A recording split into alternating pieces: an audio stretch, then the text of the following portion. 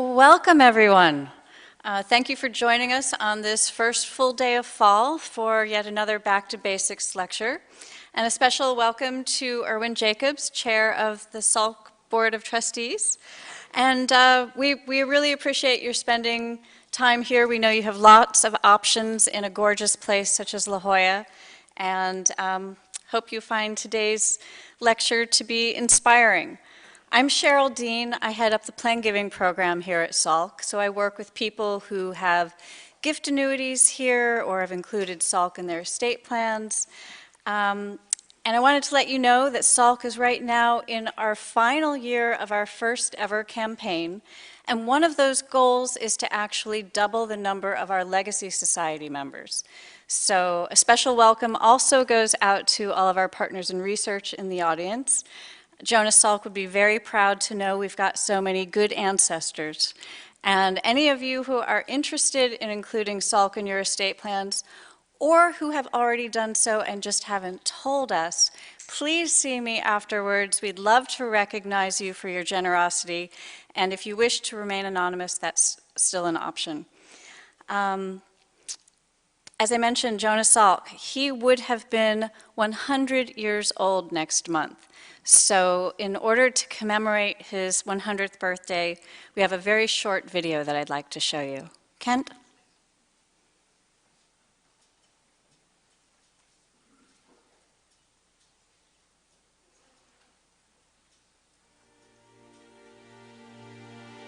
Jonas was a big thinker and wanted a place where big thinking could be done. He was a dreamer, and he knew that you have to dream to create something new. The centenary of my father's birth is an opportunity not only to look back at what was done in polio and the Salk Institute, but to look forward. What can be built from here? How can this legacy be continued? There was a relatively young boy with him. I would say he was 12 or 13, I suspect. This is Dr. Jonas Salk. He cured polio. And the little boy looked at him and said, "What is polio?" And Jonas was beaming because he felt he has finally achieved it, because this kid doesn't even know the disease polio. I think Jonas realized that his discovery wasn't only important in terms of public health, but that it was important to remove a sense of fear from people, and that might have been the biggest effect. He was perfectly conscious of the significance of this vaccine, and indeed Jonas never obtained return monies from the sale of the vaccine. One has to admire his single-mindedness in developing a polio vaccine against a lot of people who would doubt us and said it couldn't be done this way. Once he'd done that, I think he felt, he needed to do something else with his life, help humanity in a different way. He was free-thinking. He was an exceptionally creative man. And he had this notion of a distinction between people who were evolvers and people who were maintainers of the status quo. And he really wanted to populate the Institute with creative people who were evolvers. Hope lies in dreams, in imagination, and in the courage of those who dare to turn dreams into reality. I see that quote from Jonas Salk every day when I walk through the courtyard, and it really reminds me of why I came to the Salk Institute to do my research. There are no boundaries, and that's really how great discoveries are made. I believe that beyond polio, that the Institute will be his long-lasting legacy. It's a huge honor to be able to be here and celebrate his 100th anniversary.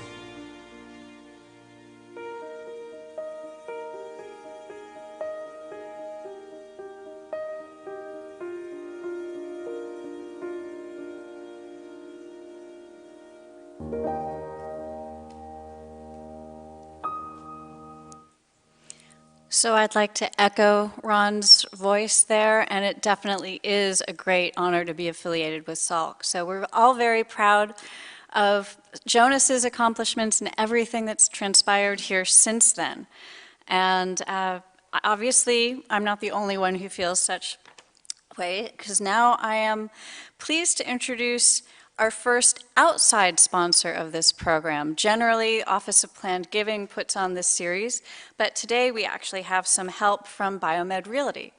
And I'm going to introduce now Bruce Steele. He's the managing director of Biomed Ventures, and that's the strategic investment arm of Biomed Realty, a $7 billion publicly traded real estate investment trust.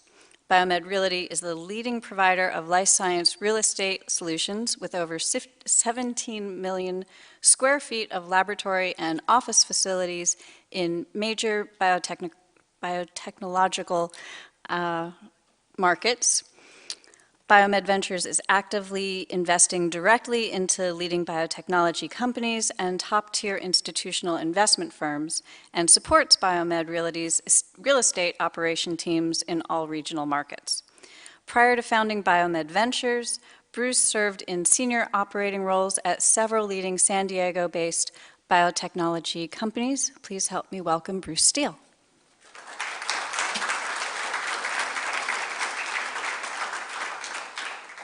Thank you, Cheryl. It's Biomed's pleasure to support this series as well as the Salk Institute.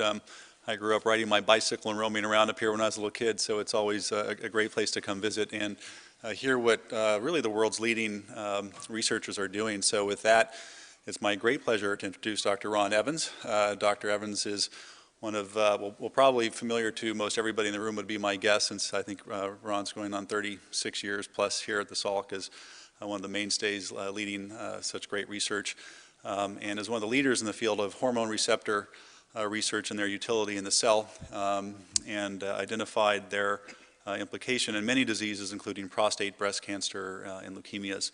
And I think today Dr. Evans is going to tell us about some very exciting research he's been undertaking with fibroblast growth factor 1, FGF1, and its utility in diabetes and other related indications. So with that, Dr. Ron Evans.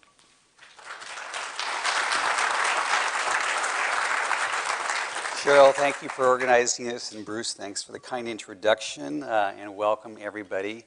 Before I get into my presentation, which is going to be around a specific single molecule called FGF1, and I'll tell you why that molecule is very interesting in a moment, but I'm going to start with a little video myself, since I was challenged to one of these ice bucket events, which in good conscience is to promote research, and we kind of extended the format, but if you can roll that. To begin this auspicious occasion of dedicating our bodies to the cause of science, 4 research professors at Salk hereby endorse the ALS challenge, which we're cruelly put to the test by initiating it with an appropriate Southern California tequila sunrise toast to health and to research. And to ALS. Drink.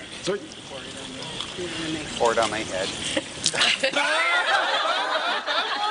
Unfortunately, went in my eye. I challenge, as part of this, I accept the challenge from the cruel Professor Inder Verma, which is dripping in my eye. And I would further like to challenge the chairman of our board, Erwin Jacobs. That's why you're hearing it now, a personal Erwin. and very successful entrepreneur. And David Brenner, the Dean of the School of Medicine at UCSD. So I would accept the challenge from our president, Bill Brody, and I would have challenged 3 people at the Salk Institute. The first one is Jack Renault. Second one is James Fitzpatrick. The third one is Janelle Ayers. All right. Well, I accept the challenge from my brethren at the Sanford Burnham, the Cosford Lab, and I will also pass along the challenge to 3 other Salk comrade in arms, Jan Carlsader, Martin Hetzer, and Claude O'Shea. My name is Jeff Wall, and I'm accepting this challenge from our formerly cold president, Bill Brody, who had a massive ice dump on his head, and I'm prepared to do the same. I am nominating 3 people. One is Sam Pfaff, a professor at the Salk and an ALS researcher. The second one is stem cell biologist and professor at Salk, Juan Carlos Belmonte. Through the efforts of both of them, we are likely to accelerate progress against ALS research. And the third one is an esteemed colleague, the deputy director of clinical affairs at the Moores Cancer Center, a well-known breast oncologist, Barbara Parker. And his wife. Who is my wife? Currently. She'll pay. And I just wanted to comment that supporting ALS research is absolutely critical to make progress against that disease. Supporting research in general will be the key to progress, to advance human health, to improve the economy, to generate jobs, and to advance progress against the largest killer in the near future of people in the United States, which will be cancer. And with that, I want to remind everybody to come out and support the Pedal the Cause ride to support cancer research for the 3 NCI-designated cancer centers that are located on the La Jolla Mesa. And I can't speak anymore because the ice is already melted. 1, 2, 3.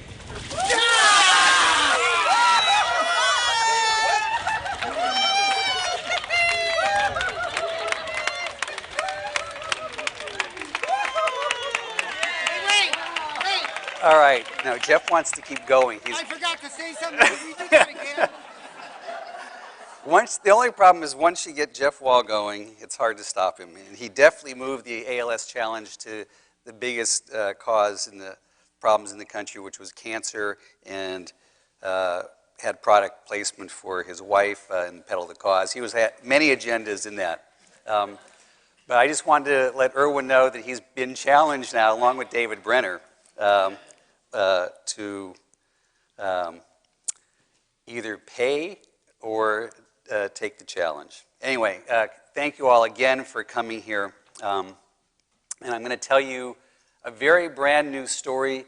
Literally, it was actually published this month, this week, in the journal Nature, which is one of the places that when you have a very important discovery, you like to get a paper into that journal. And I can tell you it was a journey to get it into that particular publication because of the unusual nature of the discovery and some of the resistance actually in the field that created a higher barrier, but it's also made it much more interesting.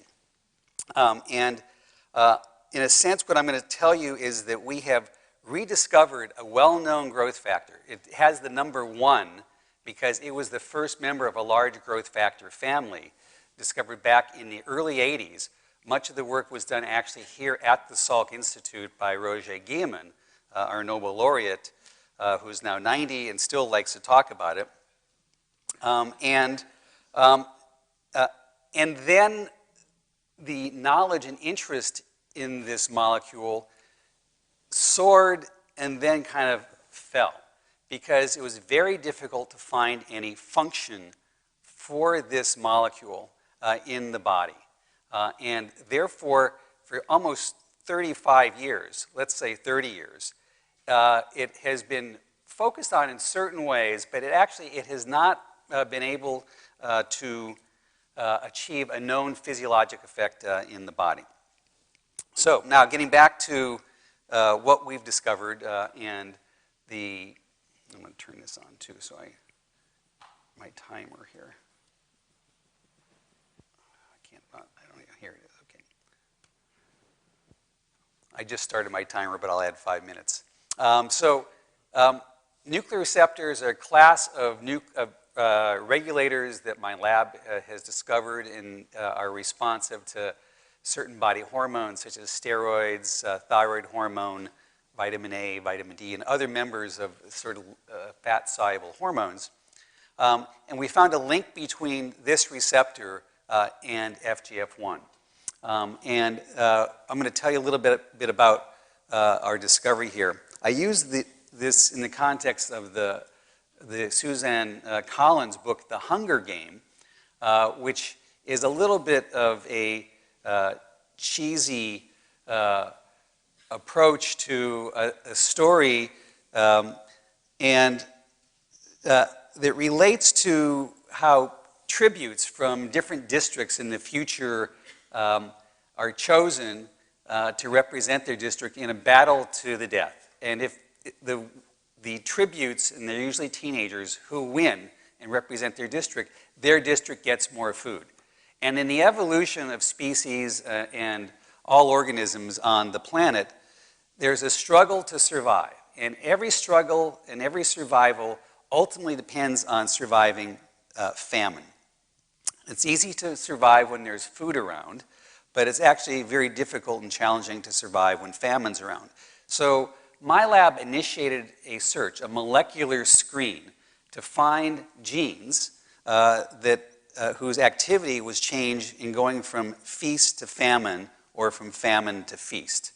And we conducted a screen that had, imagine 32,000 points kind of in a sphere, distributed kind of randomly. It's a little bit like constellation of stars. And we were looking for points that had a vector or that moved when we put animals in a famine or in a feast. And by looking at the little dots that moved using a particular type of algorithm, we could very quickly see that one of the dots that moved quite a bit in response to nutrients or food was FGF1. Now, this was a surprise to us, and I'll show you the actual piece of data here. This shows that the relative activity of the gene that produces FGF1 during a fast. And then if you put it on a regular diet, you can see the activity goes up. And if you put it on a high-fat diet, which is considered an American or a Western diet, it dramatically goes up. So from feast to famine, there's a very dynamic change. So this fit the profile, and a few genes that fit that profile really jumped out to us. Now that was the really good news. And the first part of this story was published a couple years ago. And the nature of why this was changing, and I should tell you that the tissue that we were studying in most detail was adipose or fat. Adipose is the tissue that provides your safety during the time of famine. And so we evolved in feast and famine, and when there's a feast, you put weight on, you grab all the calories so that when the famine comes, you can live off those calories literally until food arrives. So the ability to store energy in your body is a key survival feature. And the problem is that in the modern era, while we evolved to go through feast and famine, we no longer go through the famine part. And so we more or less are in a continual feast. We did not really evolve to be in a continual feast. And when you're in a continual feast, you generally start to gain weight because it's hard to increase your exercise enough to compensate for the increased calories because you're not going through that famine. And so weight gain is the precursor to becoming what's called insulin resistant, and insulin resistance is a precursor to diabetes, and I'll show you a little bit about how this occurs. And it begins with the actual process of feast and famine. And during the feast, you expand, and you can see these little white areas are adipose depots, often in the stomach area and in the hips, but they're all around. And during the famine, you burn that energy, and you begin to lose weight. The key cell for this and that we were studying is the adipocyte, which is in blue. Vasculature is in red. This is where the blood would come through to deliver the nutrients or to extract the nutrients from the bank of energy storage. And so energy to the body is like dollars in a bank account. It is your safety. It's locked in there. And to unlock that vault of energy, there's a special code that has to happen. And what I'm going to tell you is that FGF1 is part of that code. But we didn't know that at the time. What happens is as you gain weight, this adipose depot undergoes the expansion. So the key feature of survival is to expand mechanically and physically expand, and then to contract during low energy. So that dynamic feature is very key. Now, the problem that happens with what's called Syndrome X is we start out young, youthful, burning, energy, nice pattern on these swim trunks of the surfer, kind of a La Jolla guy. But on a high-fat diet over time, with poor exercise, genetics, aging, we develop something called Syndrome X. It's what it's called. It's now called metabolic syndrome. And a syndrome is a collection of health problems that occur together. And frequently, as you develop insulin resistance, you also develop hypertension. You develop hyperlipidemia, or high fats.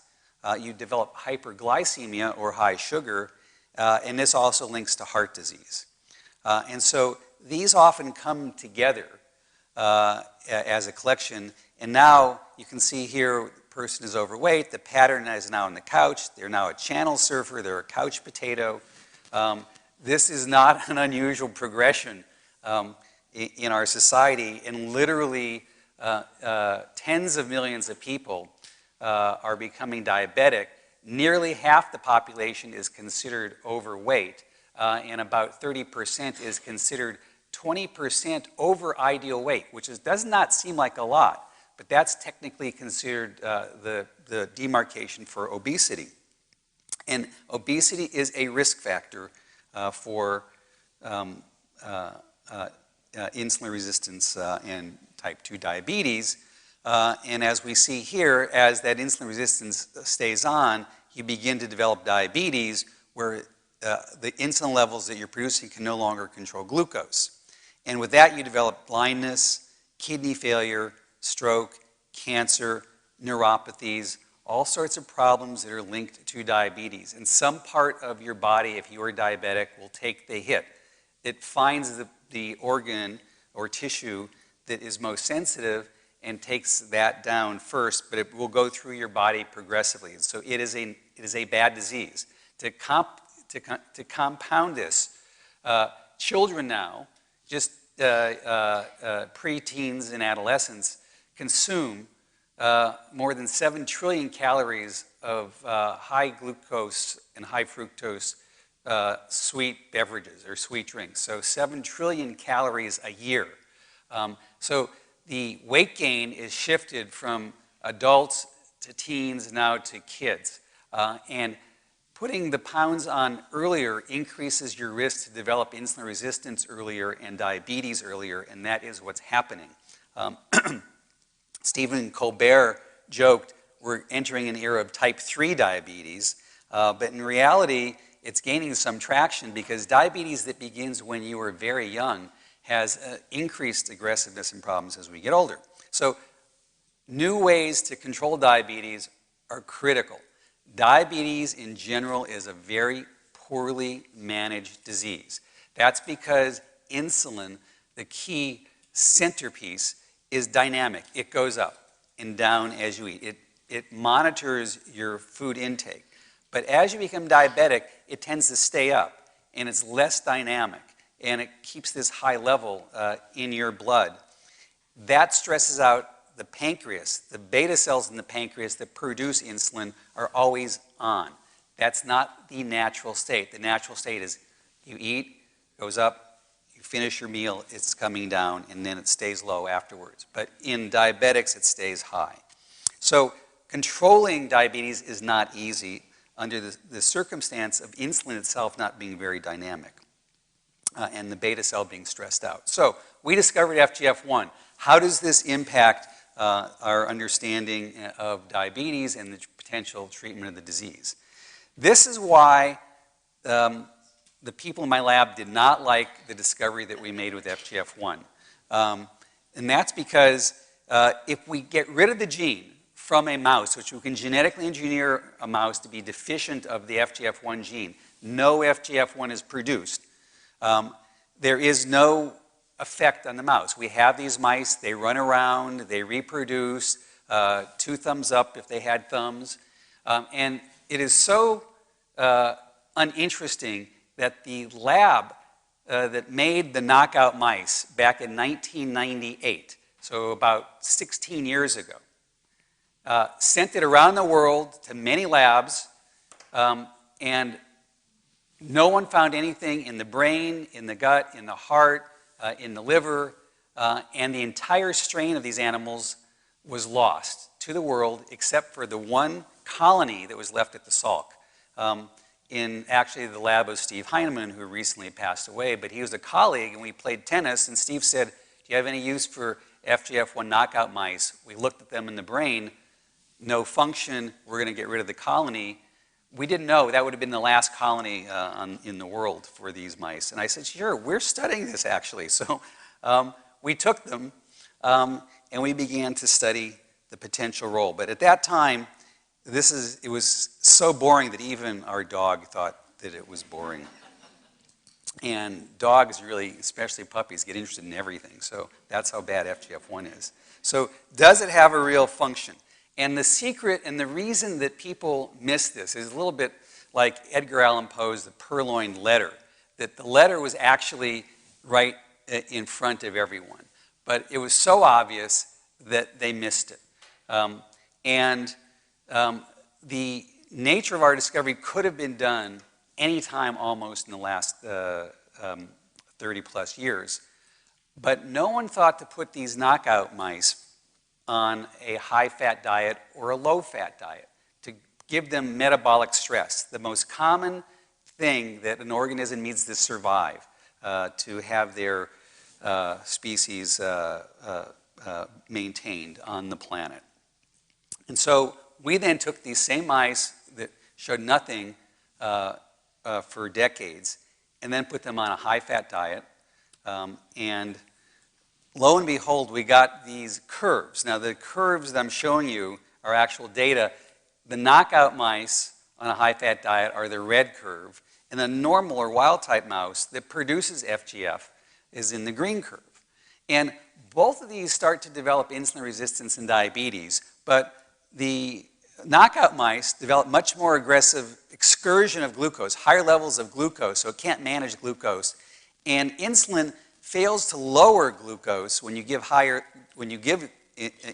It means that they're insulin resistant. These lower glucose more, and so insulin's more effective than in these. So loss of the FGF molecule creates a background of insulin resistance. So this is the very first phenotype ever for FGF1 gene. And a more surprising phenotype that is never seen or very rarely seen in a mouse, it's occasionally seen in people, is called adipose fibrosis. And this blue around is collagen in your adipose depot.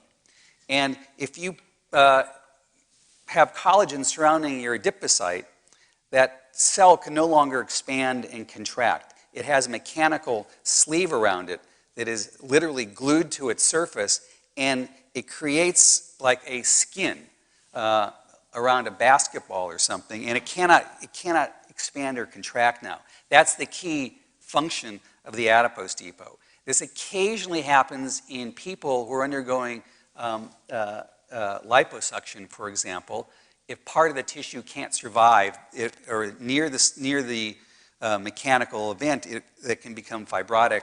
Or if you're in a car accident and you get blunt trauma to one of your fat pads or your butt, for example, it can undergo a fibrotic and more complicated responses. So this is that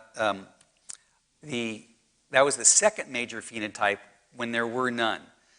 So we were on a roll. We then put these mice on a yo-yo diet. A yo-yo diet is you're eating a high-fat diet, you panic because it's going to be your wedding, you want to lose weight quickly, and so you go on the Hollywood diet and you just drink away, feel terrible, but you're starting to lose weight, and you do lose weight. So you go from heavier to lighter in a relatively short time. So we did that to these mice. It was a complete disaster. What we wound up doing is inducing in the adipose depot, in your fat pads, something that's very, very rare, which is the production of the enzymes in the pancreas that are known to dissolve fat or lipids. And that's what all these red bars are. These normally are never expressed in your adipose depot, these genes. And I won't go through them, other than to say that the response of the body is to try to dissolve all the fat when you're on this starvation diet, this Hollywood diet. Now, if you don't have FGF1, you cannot go on the Hollywood diet and survive, because your fat pad literally dissolves. And it dissolves and breaks off, and we find pieces of formerly living tissue floating around in the bodies of these animals. And so they become dysmorphic, or the actual quality of the tissue changes shape, becomes fibrotic, a process that's known to happen to damage tissue, and then ultimately necrotic, which is when a tissue dies and there's a process that tries to take care of the remnants. And so it went from no phenotype to incredibly dramatic phenotypes that had not previously been seen in organisms that are all being controlled by diet. Just diet. High-fat diet, low-caloric or low-calorie diet. And you know that most people can withstand those, but you couldn't withstand it without FGF1. So it went from no function to the survival of our species probably depends on having this particular gene. And that's why this first part of the study was important, and it shows that diet, and such as particularly dietary fats that come into our body, we eat them, or drugs, and there are drugs that have been developed that look like fats, they're called TZDs, get into the body. There's a sensor, and we discovered the sensor. It's a type of genomic regulator. It controls genes that are involved in nutrient metabolism. So the nutrients interact with a sensor that control genes, and we call these the transducer of the signal. So diet ultimately induces FGF1 production, and that allows the adipose tissue to take up nutrients or to let them go. And that means that you can be insulin sensitive. Without that, you cannot respond to the nutrients. You become insulin resistant, and you develop an interesting type of diabetes. Now, that raised an unusual question for us, and that is, this is what's happening in a knockout mouse. What if we take a mouse that is normal, like you or me, or the mouse is a normal mouse, but just make it insulin resistant or diabetic by feeding it excess food? And that's the way that people put on weight. We gain weight by being on a high-fat diet, being a couch potato, and being a channel surfer instead of a regular surfer. And so that leads to insulin resistance, which is the beginning of type 2 diabetes. It's considered a part of environmental stress because the food is from our environment. Our question is, could we consider FGF1 as a potential therapeutic treatment for this process? And it's a little bit of an unusual question because there are features of FGF1 that I didn't tell you about. For example, it's been injected into mice many times, into rats many times, into people many times. Effect, 0. So that was one thing. The other is when it's injected into people or rodents, it disappears very quickly. So it's in the blood for less than 10 minutes, which means gets in, the body doesn't like it, it's degraded, and it disappears. And so the idea of injecting it, well, it's an idea, but the real reason is if it worked, if it did something, we did not want to miss it. We didn't want someone else to make the discovery.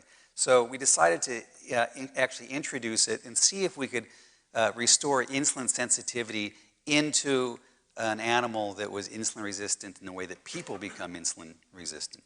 And the way we do this is a process that we call endocrinization. Now, endocrinization is a word that we actually made up for this publication that came out this week. Endocrine means it's something as a hormone-like.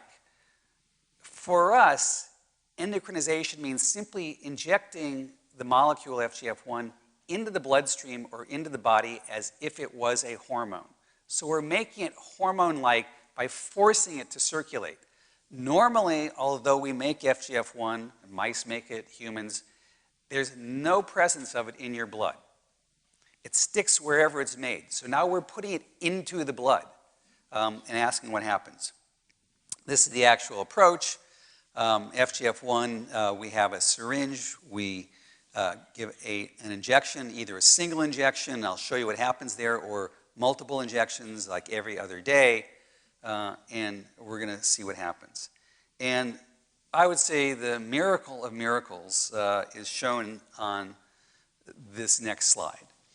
And now we have a molecule that, besides it being important for our evolution and feast and famine, is showing that in mice that are called OB, which is obese diabetic mice, and these mice become diabetic simply by overeating.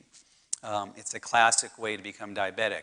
You can see the super high levels of glucose, nearly 400 milligrams per deciliter. Literally, their serum or their blood would be very, very sweet tasting.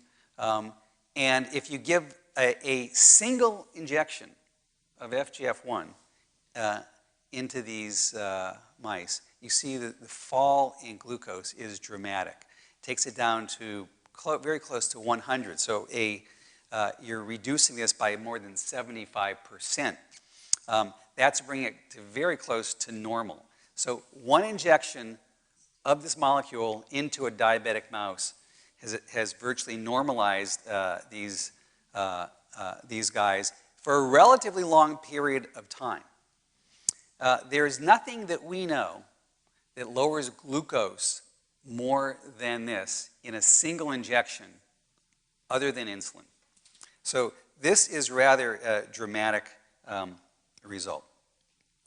And it led us to look at what if we give it not just one time, but every other day. It's not as frequent as you might take insulin. Insulin's often taken by diabetics with every meal or more often, depending on your diet. But as we show here, if you give this every other day, you get sustained, continuous maintenance of a low level of glucose. And the reason that that is important is because sometimes people develop resistance to drugs. They start working in the beginning, but they lose their effectiveness over time. And that's not uncommon. You develop drug resistance. And there's lots of ways that that happens. It does not happen with FGF1, and that's a great benefit for us. Now, I'm just going to tell you a few things before I conclude. They might be a little bit technical, and I'm not going to take you through a lot of stuff. One is it restores the key feature that is the problem in type 2 diabetes, which is insulin resistance. And this restores insulin sensitivity. This is very, very rare for the current diabetic molecules that are on the market. There's only one that acts as an insulin sensitizer, and it has problems with off-target side effects. We can talk about that later. But as the pigeons say here, what does GIR stand for? And that says, the other one says glucose infusion rate. And as I indicate, this is a measure of how well you can metabolize glucose in your body, how much glucose you can metabolize in a particular time frame, and therefore how sensitive you are to insulin. And so this tells you how much glucose you can manage, and if you have FGF1, you can manage almost twice as much glucose. So your infusion rate, that is the ability to flux glucose through your body and move it in a safe way, is more than doubled. Now, typically, we look for changes that are in the 10 or 15% range for a good anti-diabetic or a glucose-lowering drug. This is very unusual to get this kind of profound effect. The other and last of the actual glucose measuring studies I'll tell you is another thing called glucose disposal rate, which is a measure, again, of insulin sensitization. That is how much sugar your muscle can take up. So there's a supply, and then there's the demand, which would be going to muscle, and this is your glucose balance. And If you have sugar in your blood, if you can't dispose it, it will just go higher and higher. And this is what happens to diabetics. It stays in the bloodstream. You want to increase your disposal rate. The key target is typically muscle. And what we see here is if you take FGF1, your disposal rate, insulin-stimulated disposal rate, goes dramatically up. So now you'll be continually siphoning out glucose from your blood into a tissue that can now burn it. And so that is extremely important and suggests that this has a potential therapeutic benefit. And truly the last experiment that I'm going to tell you is an important advance that we made. And as I told you, FGF1 was originally isolated as a growth factor. It was one of the first growth factors to be purified and sequenced and then made. And it's still used today as a growth factor. It's used to cause cells or allow cells in a plate to grow, like embryonic stem cells or pluripotent stem cells. In culture dishes, it can stimulate growth. In the body, it doesn't seem to do that. But that gave us the question as to, is the growth part of FGF1, how it was originally isolated, linked to the glucose part that we now discovered 30 years later? And so we made a simple mutation. FGF1 has been altered in many hundreds of labs, have picked it apart over that 30 years. And most of the changes cause FGF function to be lost. It's called the dead molecule. This is a dead molecule. If you take off the first part of this growth factor, just 10 amino acids, it no longer is able to stimulate growth of cells in a dish. And so it's called non-mitogenic, non-growth promoting. So to the literature, for 25 years since that molecule was first described, this is a dead molecule. We put it into the diabetic setting, and you can see that the dead molecule in red, perfectly good at lowering glucose. So this is very important because it means in this molecule are two integrated activities. When you start tinkering with it, the one that disappears is the growth part, and the one that stays there is the glucose lowering effect. This is important as a safety factor to the FDA. And so we can create new forms of FGF that are specifically engineered to just control the glucose and not worry about the growth. So in the setting of diabetes, we have like the tachometer here that you've revved yourself up into the red zone with glucose at a very high level and a very dangerous level. And even without changing your diet, by injecting FGF1, we can reel you back to a safe level. And this is at least as if you are a mouse. And so if you guys have any diabetic mice, we can really help them. And we're actually treating them for free. So the big question is, can we advance this to people? And we're beginning to try to do that, and we can talk about that. But what we've shown is that endocrinized or injected FGF1 can act in the liver to lower glucose production from that tissue and to increase insulin sensitization and allow the adipose tissue to function normally and dynamically, and then to allow glucose to be disposed throughout the body. And with that, I think I'm going to just go and just thank the people. I'm going to skip this slide, just thank the people who did the work. The most recent work on the new function of this and the potential therapeutic value is done by Jay Su and Hans Jonker. Hans now has his own lab. Jay will be taking a position shortly. It's being continued by Miriam Ahmadian, a new great postdoc in the lab, in conjunction with a series of other postdocs and fellows. Michael Downs, a senior fellow in the lab, Shihao Liu, Ann Atkins, Eiji Yoshihara, and Ruth Yu, MD, PhD fellow. And then collaborators at UCSD and around the country that have helped in this process. So I've told you a very new story, just literally published this week, but hopefully one that has a great therapeutic benefit for people. Okay, thank you.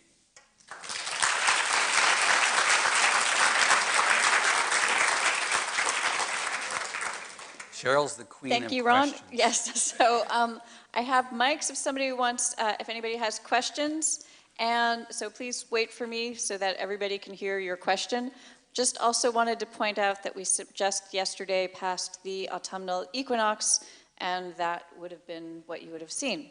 So any questions? So the setting sun gets exactly aligned with the fountain on the autumnal equinox. It was designed, the building was designed for that particular alignment.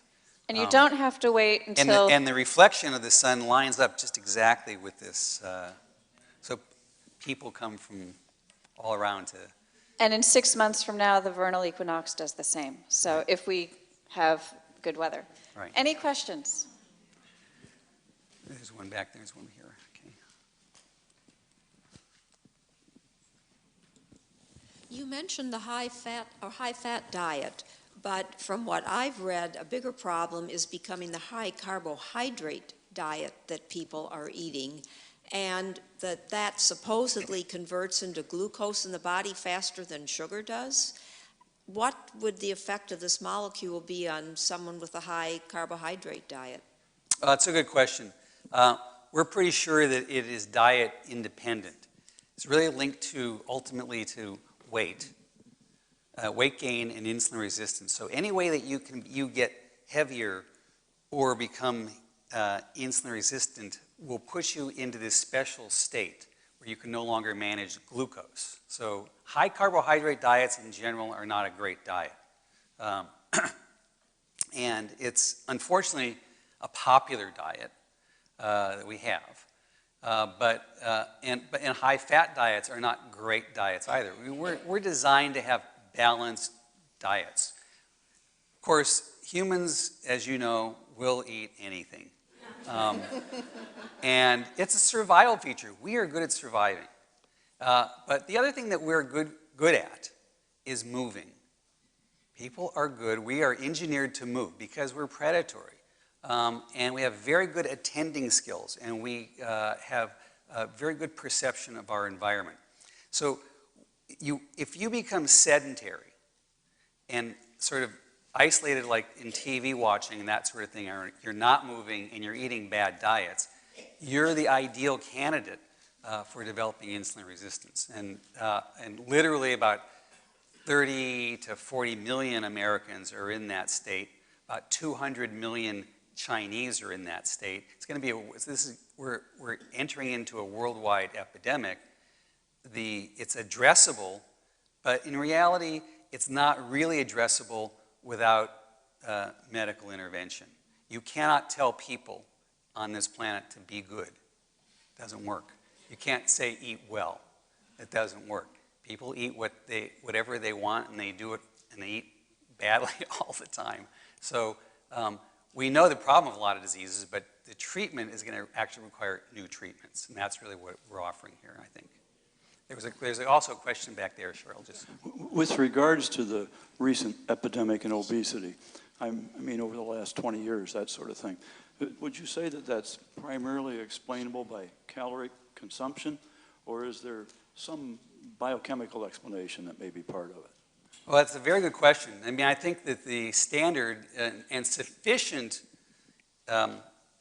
conclusion would be that it's calories. However, the nature of the food that we eat is no longer closely linked to the source of where the food is actually generated. And so it requires lots more chemicals, preservatives, transportation. You can get, avocados all year round. Things are not seasonal like they used to be because they're being made all around the planet and then flown to different locations. And so the nature of the food supply system is very different. And, fish is not what it used to be because, if you have salmon, the price of lox in real dollars is about half what it was 30 years ago. It used to be a very expensive item, but in real dollars it's cheaper because it's farmed. And so that's different than being line caught, for example. And so you just have to think that there may be also other factors that are environmental factors. There's a term called obesogens. That is, small molecules or chemicals that trigger pathways that promote weight gain. So it's complicated when you look at the body. There are features that we don't know, but what we do know is that we are raising a generation of kids on more calories than we've ever offered to that age group previously. And it's easy to measure the change. The change is measured typically nationally and fairly accurately by the sale of belts. And it was just reported that in the last 5 years, or last 10 years, I think they just reported it last week, that the belt size went up, the average size of a belt sold went up 2 inches. And so that translates into a larger waistline, obviously. And that pushes a larger fraction of people into the zone of weight gain and insulin resistance. And so that's a trend. Belt size trend has been unerringly increasing for the last 40 years. And so that it's been measured almost since the true end of World War II. Hi. Cancer loves glucose. It's fed by it. Have you done any research with that FG1 on mice that had cancer? And if you did, what was the results? No, we have not worked on mice that have cancer. Cancer does love glucose. Most malignant cells convert to burning sugar as their principal source of nutrient. But a more important feature about underlying your question is that diabetics tend to have a much higher risk for cancer than non-diabetics. And that's because insulin itself is not just a hormone that controls glucose, but it's known to be a very powerful growth factor. And there are several related molecules to insulin. Some are called insulin-like growth factors as well. And all of these factors that control nutrients also control growth. And that's because in the primitive world of evolution, if there's nutrients, things can grow. And so you're designed to grow when the nutrients are around, and then you're designed to stop growing when there aren't very many nutrients. And so with starvation, people and all organisms just hang out. You don't do a lot of reproduction. When there's good nutrients around, you begin to reproduce. And so cancers are like a variant of our cells that change the rules. And if there's nutrients, they start to grow. So sugar is a great promoter of that process in the context of certain genetic changes. And so cancer is a risk factor. It stimulates certain kinds of cells. Diabetes stimulates certain kinds of cells to begin to grow, and that can encourage cancer. So there is a linkage there. FGF1, we have not tried that in the setting of cancer. It's a great idea, and we believe that controlling insulin is an important feature of reducing cancer risk and the activity of cancer. Cancer is always more complicated in diabetics. You indicated the importance of this hormone for insulin and diabetics. Do you expect to use it clinically for sick people in the near future? That's the first question. And the second one, do you see it in the future being used for weight control? Well, I would say we do foresee it in the future as an important adjunct therapy for diabetes. Now, to get there, it's not trivial to go from a laboratory discovery to a true therapeutic. But we're advancing that fairly aggressively, and for a lab, we're being very aggressive on that front. So that's to the first part of your question. I think that this has a very quick potential translation to the human setting. It does take money. So when you go into people, the costs go way up than when you're going into a mouse for all sorts of reasons. One is that to treat a mouse, we could get away with a reasonably expensive experiment, but it's still, that's the size of a mouse, right? If you're going into people, the amount of material that you need and the quality standards go way up, and you need FDA approval. So then you're asking for many multiples. Now, we can do it. It's a decision we have to make, but in the meantime, we're probably going to go into diabetic monkeys. And that's an intermediate setting where you can begin to test the predictive therapy in a non-human primate. For weight loss, no, this is not a weight loss drug. This is a glucose managing drug. It's a great question, but in this particular thing, we are treating one feature of non-managed diabetes, which is glucose. That has a second consequence, that if you lower glucose, like we do, then insulin will follow. So naturally, insulin comes down when glucose comes down. So you treat two parts of the disease, but you don't treat the weight loss because these mice continue to eat what they've been eating. And so we're not changing appetite. So that's a different part of the equation that we're also working on, but it's separate.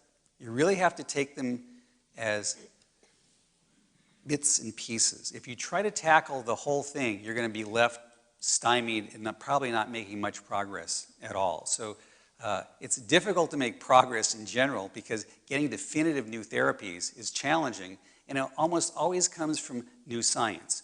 This area, if we didn't make this discovery, it's very possible it could have gone for another 30 years. And then this therapy might not be available for people for a long, long period of time. So it's a discovery-based process that leads to the potential for new therapies, and that's what has happened here, but we do it one at a time. Yeah? When you talked about the fat tissue, you didn't make a distinction between brown fat and white fat. Is there a difference in the response between those two tissues? And because we are interested in conversion, right, of the white fat to the brown fat because it's involved in thermoregulation rather than glucose regulation. Right, so we have many kinds of fat depots in our body. The one that we studied is the visceral, or the equivalent of stomach fat for us, which is white adipose tissue. It's not brown adipose tissue. And that's because that particular depot is the one that acutely responds in a meal to taking in the excess calories that are not being burned. So you have fat pads actually all over your body in many different locations, and even in your muscle. If you look at a piece of steak when you buy it, you're going to see that there's a ring of fat around it, there's marbling. Fat basically is everywhere, but the fat pad for true storage tends to be in your stomach. It's easy to get the calories in typically. It's hard to get the calories out because it's your survival feature. And so this one is about the white adipose tissue and really the visceral adipose depot where FGF1 is changing dynamically in a response to diet, not in the brown adipose depot. Now, that's not saying it's not important for the brown adipose depot, but in terms of the meal, it's not important for that depot. We think it is important, but that brown adipose tissue plays a role in burning fat in a particular way, typically for thermogenic control. But we think it might be tickled by certain drugs in which you might be able to develop brown fat-based therapy. So it's an interesting question. Okay, this is our last question, and then Ron may stay around for more, but in deference of everybody time-wise. Go ahead. Has anyone looked at patients with metabolic syndrome for single nucleotide polymorphisms in the area that FGF1 is coded? Yes, there's been a bit of sleuthing around there, and it's come out in a couple different surveys, but not anything that really jumped out. And it might not be one that jumps out because it's so widely expressed in the body that the way that those studies are done, it could easily be missed. And so, you know, in retrospect, there's something there. interested to know whether that's actually relevant or not, but I can't tell you that it is yet. Yeah, so Cheryl. Now the real final question. Yes, final question. Thanks, Cheryl. So the half-life looks very short on FGF1, but yet you're seeing a pretty, looks like sustained effect. Do we have an explanation for that? Do we know why we're getting, look like 18, 24-hour response? That is a great question. This molecule disappears in minutes. It's not intended to be injected, obviously. And in fact, in the field, people study the molecule as a very rapidly degraded molecule, unstable. And there are a lot of people in science who are interested in instability of proteins, and so this is a model. And then they reverse engineer FGF1 to be more stable. And there are many versions of FGF1 that have been engineered to be more stable, and so people study this as a science issue in absence of function. And so there are stable forms of FGF1 that you can inject, but they have no function. They weren't engineered for function, they're only engineered for stability. And so we don't know how it gets to where it's supposed to go in that short time. However, I will tell you that 10 minutes, if I inject anything into your bloodstream, it will be around your body about 7 or 8 times in 10 minutes. It must be in the little wisp of time that it's around that it finds where it needs to go, and there's enough of it that gets there to do the trick. Once something's bound, it gets protected. We believe that there's protection and no longer gets degraded. So you may only need, 0.1% and not care about the 99.9% that gets degraded, because if that 1.1% does its job, you're in good shape. So, but it is a mystery to us, so we don't really know. Well, thank you all for your interest, your questions. Thank you, Bruce and Biomed Realty, and thank you, of course, Ron.